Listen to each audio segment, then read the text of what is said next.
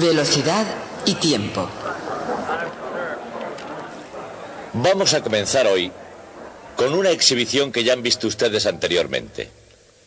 Tengo aquí una espira de alambre conectada a ese galvanómetro que nos dirá si una corriente eléctrica está pasando por ella. El rayo láser, ese punto de ahí, se moverá en cuanto una corriente eléctrica esté pasando por ella. Bien, tengo que conseguir que circule una corriente por este alambre. Tomo esta barra imantada. La muevo por el interior de la espira, así, o la retiro. O muevo la espira de modo que rodee el imán, o la retiro. Eso hace fluir una corriente, y ese fue uno de los descubrimientos más importantes del siglo XIX. Hasta ahora hemos conseguido dominar toda esa formidable maquinaria de la electricidad y del magnetismo, y hemos sabido describir todas esas cosas. Así que expliquemos cómo funciona el experimento. Nos encontramos con una corriente que pasa a través del alambre, lo que significa que las cargas eléctricas en el interior del cable metálico se ponen en movimiento. Eso quiere decir que hay algo que ha ejercido sobre ellas una fuerza que o bien es igual a la carga Q multiplicada por la intensidad del campo eléctrico cuando existe uno que hará que se muevan las cargas, o bien será igual a la carga Q multiplicada por su velocidad y multiplicado vectorialmente por el campo magnético que hará también que se muevan las cargas. Y esa es nuestra ecuación, pero ¿cómo se utiliza para que represente el experimento que hemos visto? Hay dos posibilidades. Una de ellas, mantener la espira quieta e inmóvil. Tomar el imán e introducirlo por dentro de la espira, lo que hace que circule la corriente. En ese caso, las propias cargas de la espira no estaban en movimiento, así que no ha podido ser el campo magnético del imán el que las haya hecho moverse. Pero como se han movido, ha tenido que haber un campo eléctrico. Y por tanto concluimos que un campo magnético que varía al mover el imán ha creado un campo eléctrico. Ese fue, por supuesto, el gran descubrimiento de Faraday, la inducción electromagnética, en el siglo XIX. Pero hay otra explicación completamente diferente. Y esta explicación independiente y diferente es esta.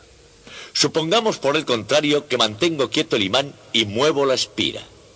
Naturalmente sucede lo mismo. Aunque en este caso el imán no se ha movido y no hay verificación en el campo magnético. Pero entonces, las cargas en la espira se mueven porque yo las estoy moviendo. Esas cargas tienen la velocidad v, que multiplicada vectorialmente por el campo magnético de la barra imantada, nos da una fuerza que hace que circule la corriente. Y eso explica sin duda con toda perfección el experimento que acabamos de ver. O sea que esos dos fenómenos diferentes, es decir, la espira quieta y el imán en movimiento, y el imán quieto y la espira en movimiento, son en realidad dos fenómenos distintos y totalmente independientes que tienen explicaciones completamente diferentes. Cuando Albert Einstein vio eso, dijo: muchachos, ustedes deben estar bromeando, hasta un niño sabe que esas dos cosas son lo mismo. Así que fue este pequeño y simple experimento el punto de partida de la teoría de la relatividad. No el experimento Michelson-Morley, ni ningún otro hecho para detectar el movimiento de la Tierra a través del éter, sino este sencillo y pequeño fenómeno que desde luego todo el mundo conocía, pero que a nadie había preocupado, excepto a Albert Einstein. Lo que preocupaba a Einstein no era que tuviésemos dificultades a la hora de explicar esos fenómenos. Esta ecuación los explica perfectamente en cualquier caso. Lo que verdaderamente preocupaba a Albert Einstein era la falta de perfección interior de la teoría.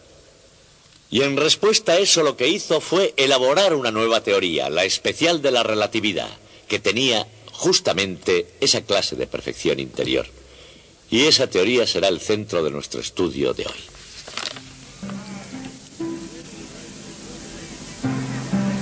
Los historiadores recuerdan el cambio de este siglo como una revolución. En cualquier campo, desde la aviación a la antropología o al arte, el abandono de la norma era radical en todos los frentes. Y el año 1905 ha quedado como un hito crucial. Es el año en que Albert Einstein invitó al mundo a continuar por la senda correcta, a pensar por un momento lo que realmente es un momento.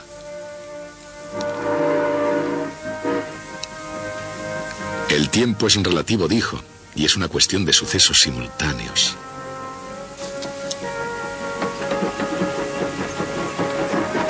Y en la relatividad de Einstein, que es una realidad independiente de cómo se la mire, la simultaneidad es cuestión de opiniones.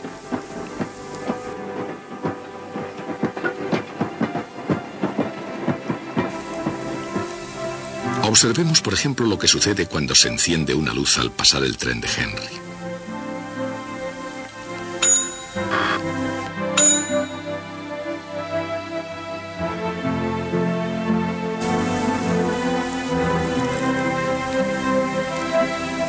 La luz alcanza la parte de delante y la parte de atrás del tren al mismo tiempo. Al menos, así es como lo ve Henry. Pero vamos a considerarlo desde el punto de vista de un observador en el exterior. Para Albert, que está quieto en la hierba, la parte de atrás del tren va a encontrarse con la luz y la parte de delante tiende a alejarse de ella.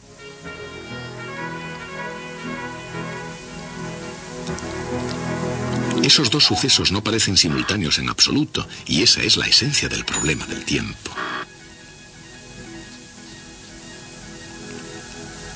Y en física la explicación del problema comienza con la dilatación del tiempo.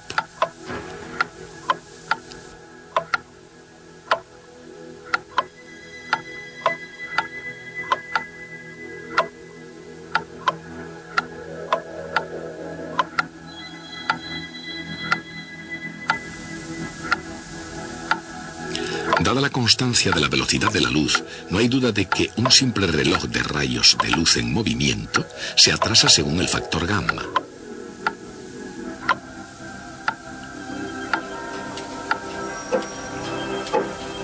Pero si un reloj más convencional hiciera el mismo viaje, ¿se atrasaría la misma cantidad?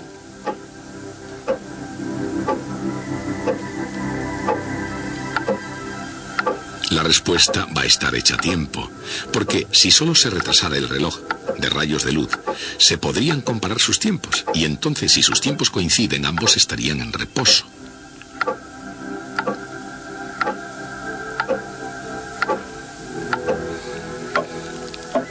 Pero si el reloj de rayos de luz marchara más lento, sería porque ambos están en movimiento. ¿Pero en movimiento con respecto a qué?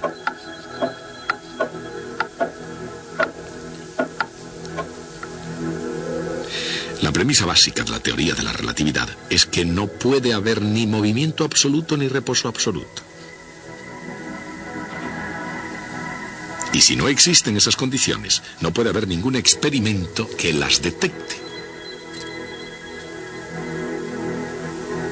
Así que, si la teoría de la relatividad es correcta, todos los relojes del universo deben comportarse exactamente igual que un reloj de rayos de luz. Y eso no es precisamente un descubrimiento sobre los relojes. Es un hecho sobre la naturaleza misma del tiempo.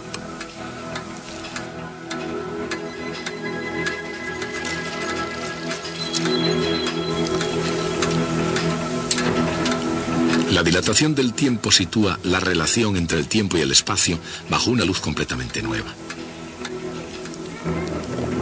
Y eso es exactamente lo que estaba sucediendo en el arte y en la literatura en los primeros años de este siglo.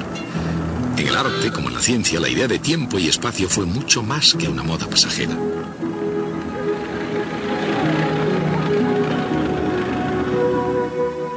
Justo cuando Einstein intentaba poner todo bajo una nueva perspectiva, Virginia Woolf apremiaba a los escritores a que fueran más allá de la formalística vía férrea de una frase. Ningún escritor innovó más en el tiempo y en el espacio que James Joyce. Como el mundo de Einstein, escribe el crítico Edmund Wilson, el mundo de Joyce está siempre cambiando cuando lo perciben observadores diferentes en tiempos diferentes. Y así todo giró alrededor del reloj para científicos y artistas, para músicos y matemáticos, para poetas y filósofos.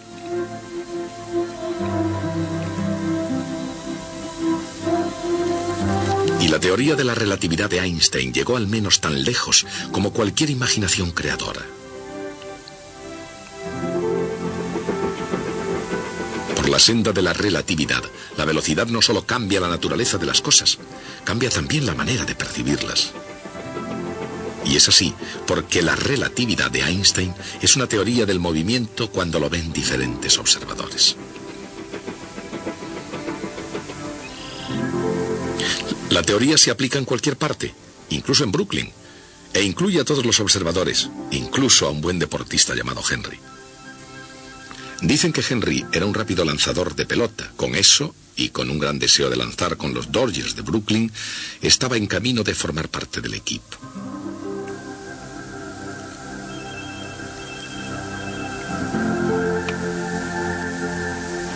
Algunos dicen que Henry podía hacer volar una pelota de béisbol casi a la velocidad de la luz. Y desde su punto de vista parece que va bastante rápida.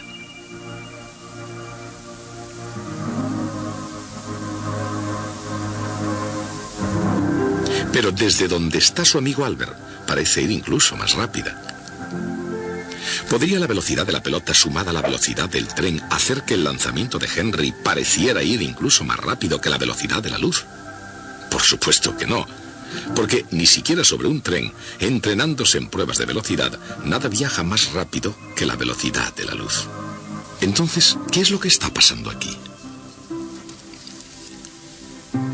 Las estadísticas del béisbol lo resuelven utilizando un diagrama espacio-tiempo donde, desde el punto de vista de Henry, la pelota recorre un camino y Albert recorre otro.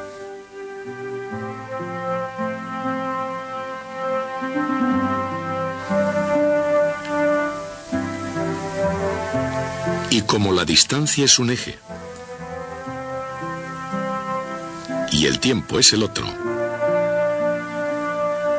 la velocidad v' se puede ver en la pendiente de cada camino exactamente igual que la velocidad de la luz se obtiene en la pendiente de su trayectoria.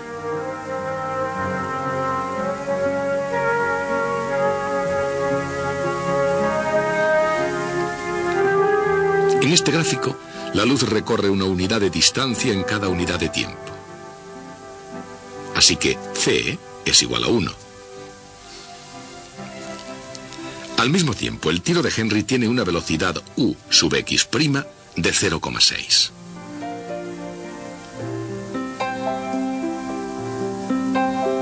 Mientras que Albert, yendo en la otra dirección, tiene una velocidad de menos 0,6.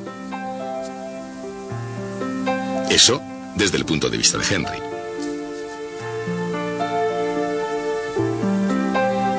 Por otra parte, tal como ve las cosas Albert, la velocidad de la luz continúa siendo la misma, pero todas las demás velocidades se transforman, porque todas las pendientes se miden respecto a ejes oblicuos.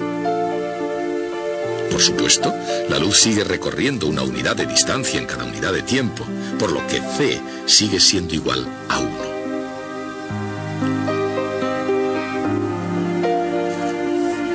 Pero ahora Henry se está moviendo hacia adelante a una velocidad de v igual a 0,6. Y la velocidad de la pelota, u sub x, es 0,88. En la extraña aritmética de la relatividad, independientemente de cómo se mide, cuando se suman dos velocidades, el resultado es una velocidad menor que la de la luz.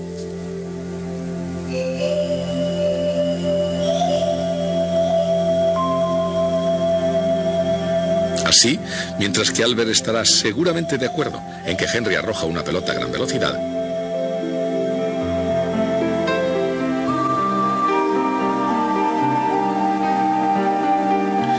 él puede siempre arrojar un poco de luz sobre el tema y estar seguro de que esa luz llegará allí primero. Incluso a lo largo de la dirección del movimiento relativo, las componentes de velocidad nunca suman una velocidad mayor que la de la luz.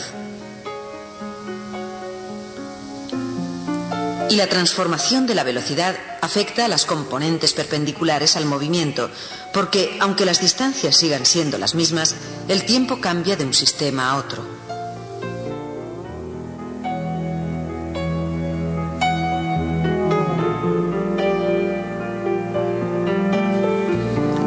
Una teoría, incluso tan bella como la de Einstein, necesita ponerse a prueba, y hay una prueba de la relatividad en un fenómeno llamado la desintegración de los mesones mu.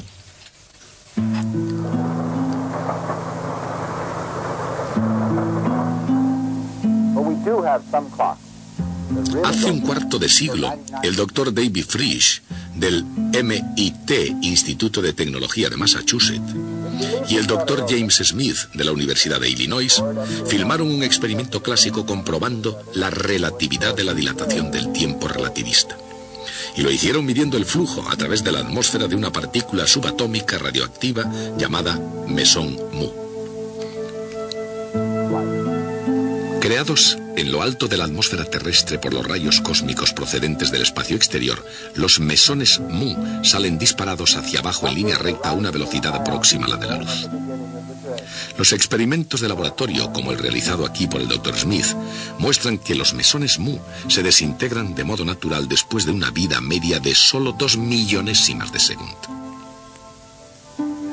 Y eso significa que incluso yendo a una velocidad próxima a la de la luz, no recorrerían mucha distancia a través de la atmósfera antes de desintegrarse. O por decirlo de otra manera, Frisch y Smith, después de haber registrado 568 mesones mu por hora en su detector en la cima del monte Washington, calcularon que a la base de la montaña solo deberían llegar 27 por hora.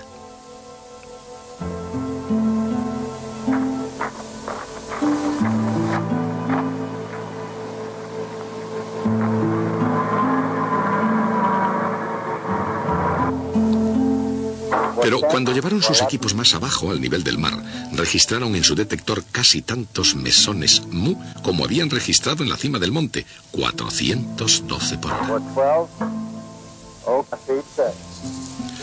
Frisch y Smith, por supuesto, no se sorprendieron lo más mínimo. La razón de esa discrepancia se explica muy bien por la teoría de la relatividad. Cuando los mesones mu viajan a velocidades próximas a la de la luz, sus relojes interiores se atrasan, de modo que vistos desde la Tierra necesitan mucho más de 2 millonésimas de segundo como promedio de tiempo para desintegrarse. De otra forma, visto desde el sistema de referencia del mesón, la atmósfera de la Tierra, lanzada hacia arriba, hacia el mesón, a una velocidad próxima a la de la luz, sufre una contracción de Lorentz hasta el punto de que la partícula puede hacer todo el camino hasta el suelo en solo 2 millonésimas de segundo.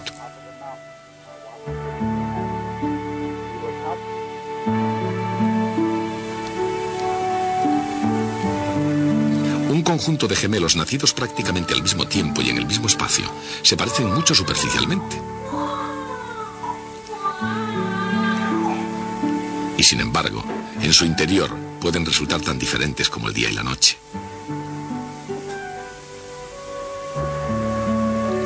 Ser tan iguales y tan diferentes al mismo tiempo puede ser la paradoja esencial de los gemelos idénticos.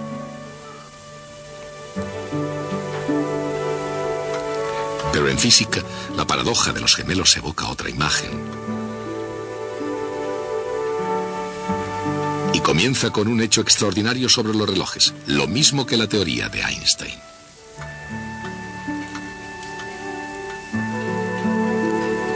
Sin que importe cuánto tiempo lleven marchando, independientemente de que hagan tic-tac o den campanadas, o hagan cucú, todos los relojes obedecen las reglas de la relatividad. Naturalmente, esas reglas también se aplican al reloj humano. Un dispositivo de cronómetro llamado metabolismo empieza a funcionar incluso antes del momento del nacimiento y sigue funcionando hasta el final de una forma que, en general, se puede predecir. Pero, ¿qué ocurriría si el reloj humano se moviera a una velocidad próxima a la de la luz? Para saberlo, consideremos estos dos gemelos idénticos, Albert y Henry. Justo desde el comienzo, sus relojes biológicos empiezan a funcionar perfectamente sincronizados. Bastante pronto, sin embargo, los planes mejor trazados por su padre y su madre se vienen abajo.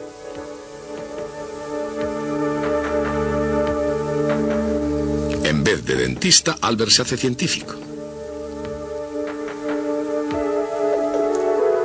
Henry elige lo que queda de los inmensos espacios libres, el propio espacio.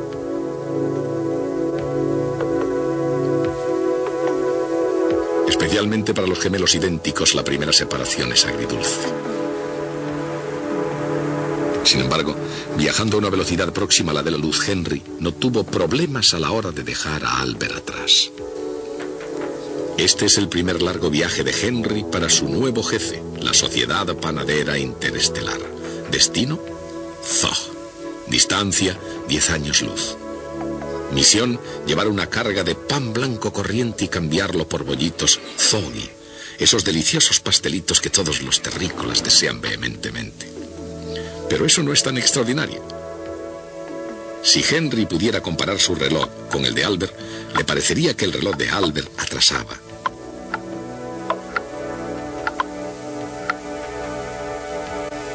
Y si Albert pudiera comparar su reloj con el de Henry, encontraría que el de Henry atrasaba. Y eso representa una paradoja. ¿Cómo puede cada uno de los dos relojes funcionar más lento que el otro? Afortunadamente, en la teoría de la relatividad no hay problema en absoluto. Por una parte, no habrá problema mientras los dos estén separados. Pero, ¿qué sucederá cuando no estén separados? Digamos, cuando se junten para celebrar una reunión familiar. Una vez más, eso no es problema para la teoría de la relatividad. El hermano Henry, a una velocidad próxima a la de la luz, necesitará unos 10 años para llegar a Zog, situado a 10 años luz. Y después otra década para traer sus bollitos a la Tierra. Para Albert son unos 20 años, pero para Henry, el gemelo que de hecho está viajando, la situación parece diferente. Como en virtud de la contracción de Lorentz, la distancia a Zog está contraída, ese trayecto es tan rutinario como el del repartidor de la leche. Unos cuantos solitarios con una baraja, 40 abrir y cerrar de ojos, y en lo que afecta a Henry, ya puede saludar las luces brillantes de la ciudad de Zog. Luego, con igual rapidez, debido a que la distancia se contrae de nuevo, ya está de vuelta en la Tierra. Y así, cuando ellos comparan sus relojes biológicos, aunque el resultado sea asombroso, no hay ninguna paradoja. Henry, el gemelo que salió disparado y luego regresó, solo ha envejecido un par de meses. Mientras que Albert, el gemelo que nunca conectó los sistemas inerciales, ha envejecido 20 años. Así que, incluso entre parientes, el tiempo es relativo.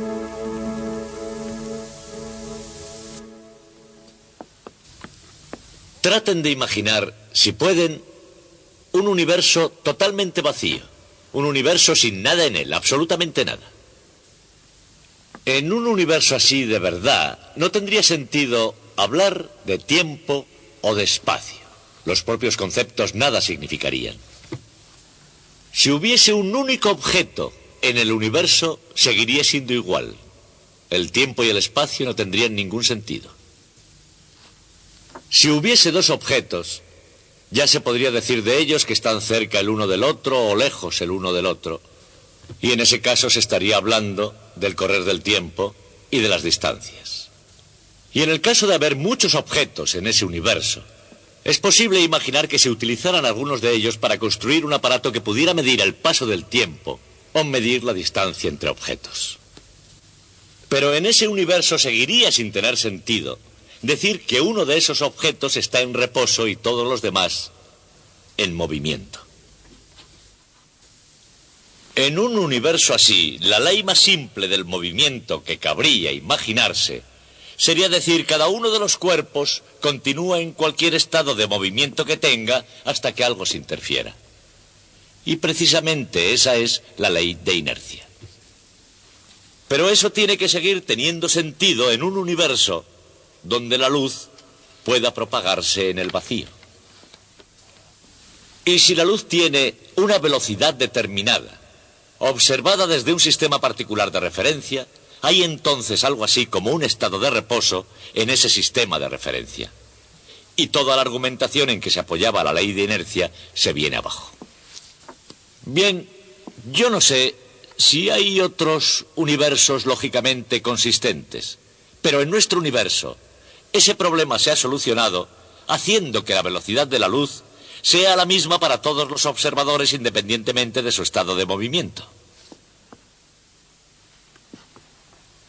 Sabiendo eso, y solo eso, podemos deducir que si hay una pareja de gemelos y uno de ellos se queda en la Tierra, mientras que el otro viaja a gran velocidad a una estrella lejana, da la vuelta y regresa, el gemelo que ha viajado cuando de nuevo se encuentran será más joven que el que se ha quedado en la Tierra. No necesito saber nada del funcionamiento de los relojes, ni de los osciladores de cristal de cuarzo, ni nada sobre el metabolismo humano. Todas esas cosas carecen de importancia. Necesito conocer solo el principio de la relatividad y la constancia de la velocidad de la luz. Y de eso puedo deducir que el gemelo viajero volverá más joven que el gemelo que se quedó en tierra. Y eso es una hazaña absolutamente sorprendente de pura lógica humana. Esa es la teoría de la relatividad. Seguiremos con ella el próximo día.